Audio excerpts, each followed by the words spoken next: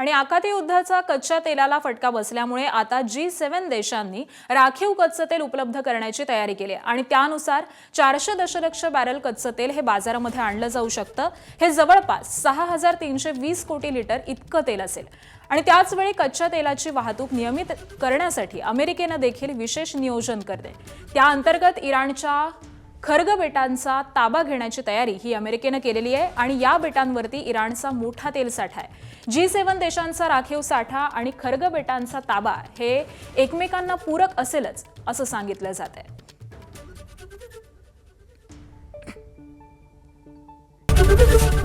ABP माझा, उघडा डोळे बघा नीट।